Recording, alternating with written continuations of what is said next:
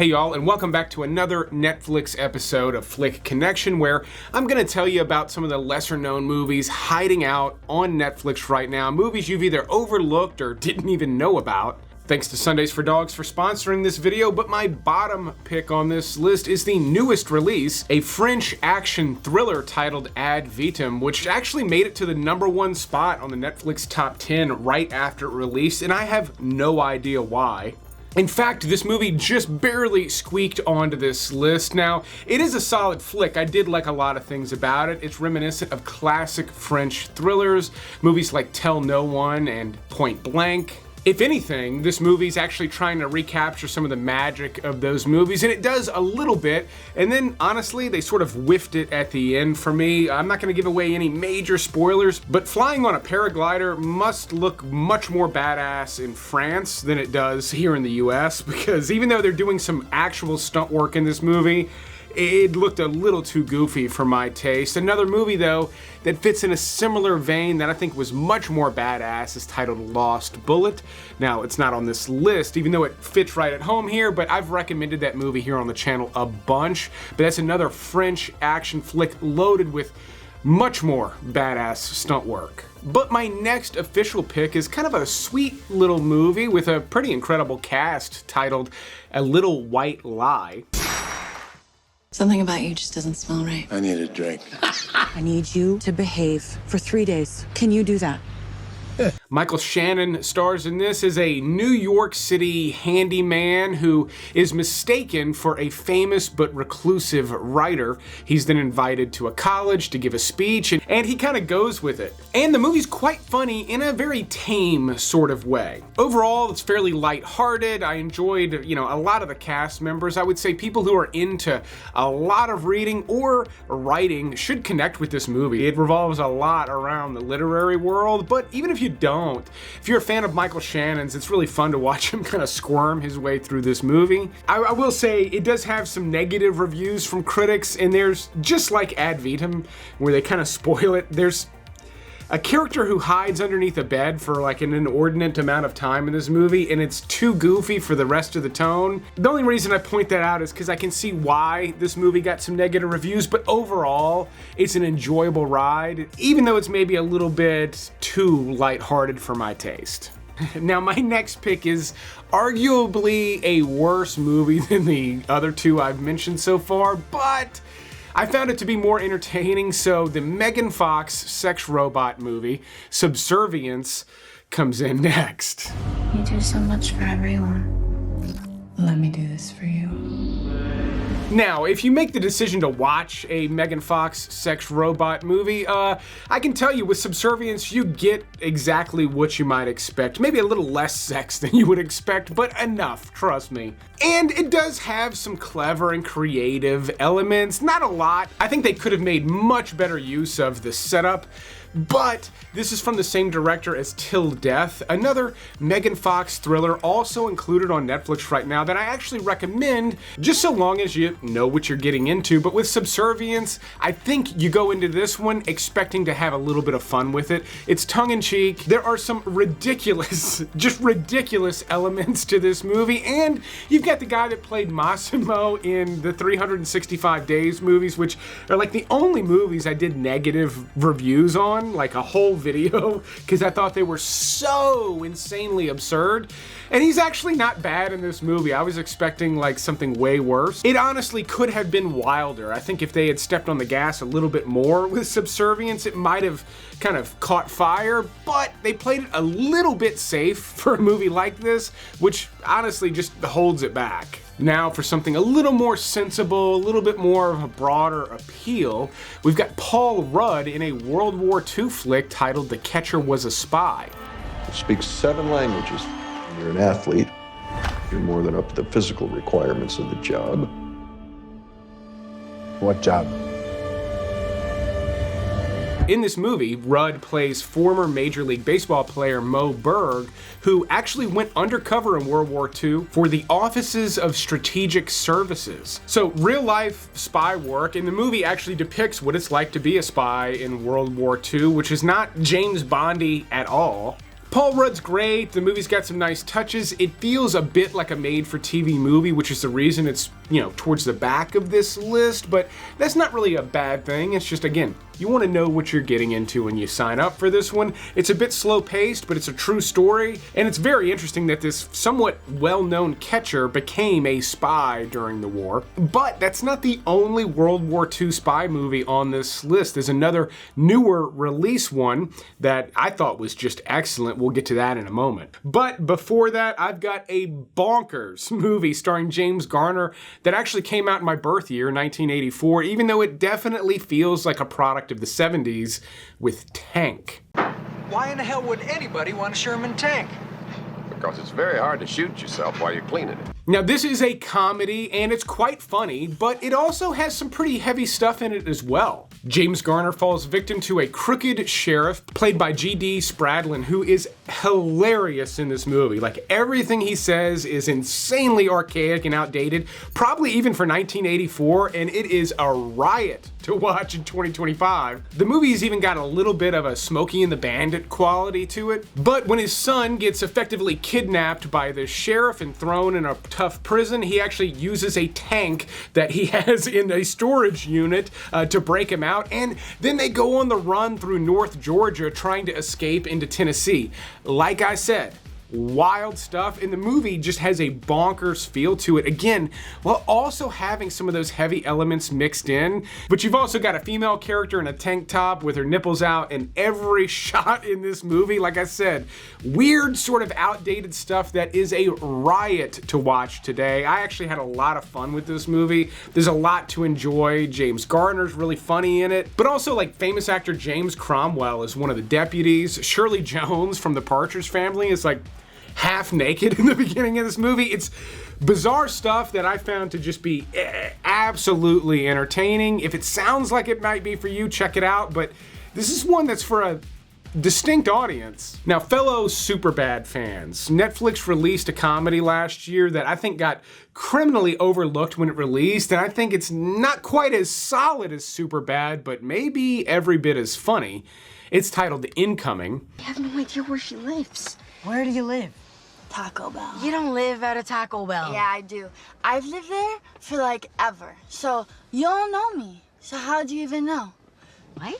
This is another coming-of-age story. Just like Superbad, you've got some nerdy high school kids that are trying to make it big at a party. But the hijinks they get into in this movie are like delightfully over the top, if not a little bit stomach-turning. This is a vulgar movie, but I just found it to be surprisingly funny. So many of these Netflix original comedies play things way too safe. Incoming does not at all, which makes sense for Netflix. Like, they can get away with wild stuff on Netflix. It's not network television, so it's great when you see some creators really go for it, and that's what you get with Incoming. And the writer-directors here wrote and directed the bulk of the series It's Always Sunny in Philadelphia. So if you're a fan of that show or Superbad, make Incoming the next movie you watch on Netflix, trust me.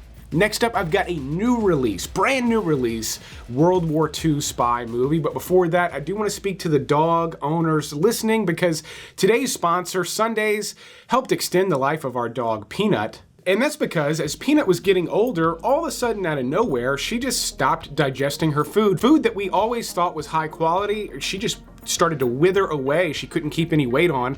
We switched her to Sundays. Not only did she eat more of it, but she was able to digest it and started putting weight back on immediately. Not only did she eat more of it, but she was able to digest it well, and she started putting weight back on immediately. And that's because Sundays is made of 90% human grade meat, meaning meat that's perfectly safe for you and I to eat, and the other 10% is vegetables with no synthetic ingredients. And unlike other fresh dog food brands, Sundays is air-dried dog food, which means it is shelf-stable. There's not going to be any spoiling in the fridge, no messy prep or cleanup.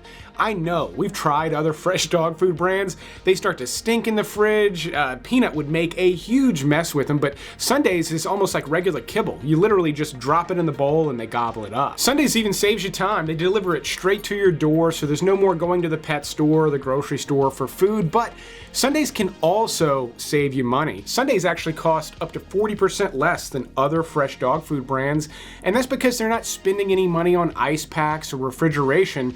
They're just focused on this short list of premium ingredients, and they pass those savings on to you. But for a limited time, my viewers get to save 50% off their first order on top of that already great price. Again, that's 50% off your first order of food that is healthier than typical grocery store food. It's a product I love recommending here on the channel, but speaking of things I love recommending, let's get back to those movies. Number 24 is a very recent release about a Norwegian spy in World War II. Now the movie is from Norway, but there is a solid English dub available on Netflix if you don't like reading subtitles. But this story revolves around one man who was actually a private citizen that became a very effective spy for Norway during World War II. And a lot of the movie takes place in the early days of the Nazi occupation, where not everybody is on the side of the resistance. I think this movie actually displays World War II spycraft in even more detail than The Catcher Was a Spy. In fact, those two movies and Operation Mincemeat from a couple of years ago just make for some just amazing smaller World War II stories. There are just so many incredible stories that came out of that, and we're still uncovering them today, and these just happen to be some of my favorites I've seen in recent years. Now, my next pick is also based on a true story, but it is a very upsetting story, and the movie is stomach-turning. So tread lightly with Compliance. The story here is actually of a prankster, a guy who called up different locations, but in this story, specifically a fast food location, pretending to be an investigator, a detective. And he's able to manipulate the staff there into doing some horrific things to each other. Now again, this is a true story. There's like security cam footage of some of this stuff going on. It's grim stuff, while also revolving around a prankster. Like, it's not just grim, it's kind of gross too. But the filmmaking here is so effective. Now, this is a small movie. It's all dialogue driven and phone conversations. There's literally no action to speak of on screen whatsoever, but the performances are so dynamite in this movie, and it's so gripping, and again, stomach turning. So do not watch this one if you don't want to feel a little nauseous, but if you're a fan of Ann Dowd, she plays the manager in this movie, and even though everyone's great, her performance is what makes this thing work. In fact, after this movie came out, you would see her in a lot more movies and shows. I'll do everything, that you need. Now, I've got another one that feels kind of small, like Compliance, and it also all takes place in relatively one location, one house. It's titled Shiva, Baby. But this movie, while it does have some upsetting moments, it has a lot more in common with Curb Your Enthusiasm. She lost so much weight. Yeah. You think she has an eating disorder? I was trying to major again. Sweetheart, feminism isn't exactly what I call a career. It's not my career, it's a lens. Now, this is a comedy. It will make you laugh. It is absurd and does have that Curb sort of improvised feel to it, on top of the fact that all the characters are Jewish. So the story here is you've got a young woman who has a sugar daddy. That's actually the information they give you in the opening minute of the movie, but she goes to sit Shiva with her family and friends when her sugar daddy shows up at this Shiva, and chaos breaks out. Now, this too is just dialogue driven. There's little to no action on screen, but the main character is played by Rachel Sennett. You see her in tons of stuff now. This movie also broke her out.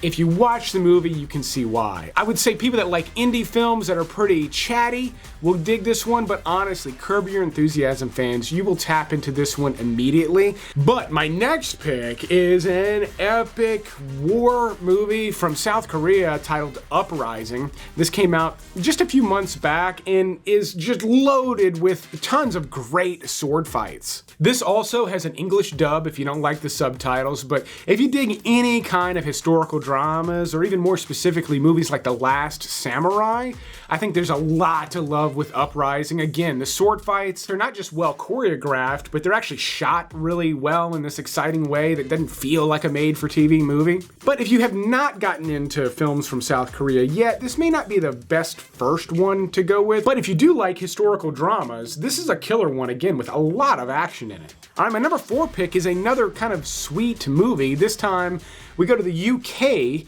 for Sing Street. No woman can truly love a man who listens to Phil Collins. Now, this is a coming-of-age story about a young boy in the 1980s in England who goes to an all-boys private school. I went to an all-boys school myself, and I can tell you the depiction of some of the behavior in this movie is pretty spot on. I mean, there's even a whole thing about him wearing black shoes. It's all very, very familiar to me. But he becomes interested in a girl who's a little bit older than him, played by Lucy Boynton, and he decides to start a band. Him and his mates are into Duran Duran and other bands like that, so that style is a lot of the music that they're playing. I honestly didn't really love a lot of the music that they wrote and performed in the movie, but the movie itself does have a pretty killer soundtrack that's fairly well implemented as well. And it's just a solid, I mean really solid coming-of-age movie that is genuinely funny. All the funny lines in the movie feel pretty natural, but I chuckled a lot throughout this entire movie. I also married a woman who's a little older than me, so I connected with this movie in a lot of different ways. I will say, anyone who has ever started a band or gotten into playing music or even really just listening to music really intensely with your friends, I think you can connect with this movie in a bunch of different ways. Now, next up, I've got a thriller that not only do I rarely see it available on streaming, I know most people missed it, despite the fact that it stars Gene Hackman, Morgan Freeman, and Monica Bellucci in Under Suspicion. Now, this movie, too, takes place in, like, one interrogation room. Not really, there's flashbacks and things, but for the most part, the story is all locked into this interrogation room. Gene Hackman plays a wealthy man who lives in Puerto Rico who gets called into a police station for questioning, and the questioning session gets very intense. Morgan Freeman's incredible, Gene Hackman is great in this movie. And it's got just an electric vibe. It just keeps moving, despite the fact that Gene Hackman's butt is like glued to the chair in this interrogation room. The movie will keep you guessing. It's got this great murder mystery quality that's just presented in a way that's very different from any other murder mystery. I highly recommend this flick to fans of the channel. If you believe in my recommendations, definitely pursue this one night. It's got a small feel to it, but it just packs a hell of a punch. But the last time I did an underrated Netflix list, it included movies like The Shadow Strays, It's What's Inside, The Remarkable Life of Evelyn, and Till Death, that other Megan Fox movie. So if you like getting more movie recommendations than you could possibly watch, definitely click that subscribe button, maybe even the bell icon. That way you get notified about my videos releasing and you can catch the movies before they're gone from their respective streaming services. Now, my number 2 pick is another movie about making music, but this one is a Netflix original about a real rap group from Ireland titled KNEECAP in KNEECAP. Tell me something about you. Something you've never told anyone else. I'm a rapper. In fact, this was written by and stars the guys from KNEECAP. Now, this is an Irish language movie. For Kyoto, if we like grammar, when she's blast us, Ben that actually see on hip hop, could you on your? Do I look like I want to read subtitles? They're speaking true Irish. You're gonna have to read subtitles for a lot of this movie, and you're still gonna miss a lot of the stuff that they say. I still highly recommend this movie for people who are not easily offended, remotely interested in an Irish hip-hop band, or interested in like an anti-establishment movie. This one is just kind of a, I hate to say, a punk rock kind of a movie. I mean, hip-hop has a punk rock spirit to it, but the music itself actually hit my ears in a fresh way. They have a different sound to them, which is cool. Michael Fassbender has a small role in this, but he also produced it.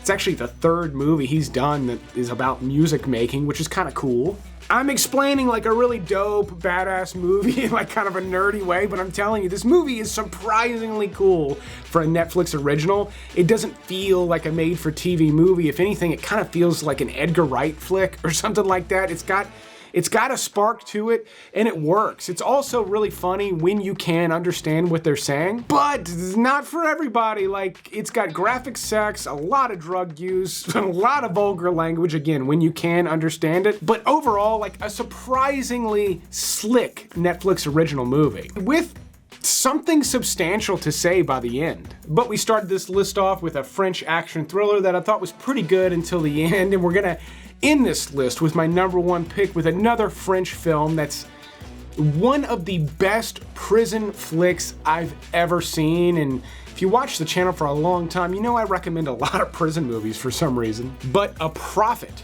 is from 2009, and I almost never see it available on streaming. This is from director Jacques Audiardard. I might be saying that wrong, but he most recently directed Emilia Perez, the musical that's winning a bunch of awards this year. I have not seen that. He did another movie titled Rust and Bone, a drama that I actually do strongly recommend. Both are included on Netflix, but A Prophet is a gritty prison movie with a real hard edge to it. Now, the violence and the depravity that goes on behind bars is not pervasive through the entire movie, but there are some gritty moments in A Prophet. Unfortunately, you will have to read subtitles for this movie. There is not a dubbed version on Netflix, but I take that into consideration when I'm recommending these movies, and A Prophet still made my number one spot. This is a movie I saw years ago. It still sticks with me, as again, having some of the best prison elements I think I've ever seen put to screen. If that's a genre you're remotely interested in, I highly recommend pursuing this flick. But that is the list. Thanks to Sundays for sponsoring another video. Don't forget to check out their link in the video description, or just go to sundaysfordogs.com/flick. But I'll keep making these videos as long as y'all keep watching them. Thanks for checking out this Netflix episode, and you'll see me on the next one.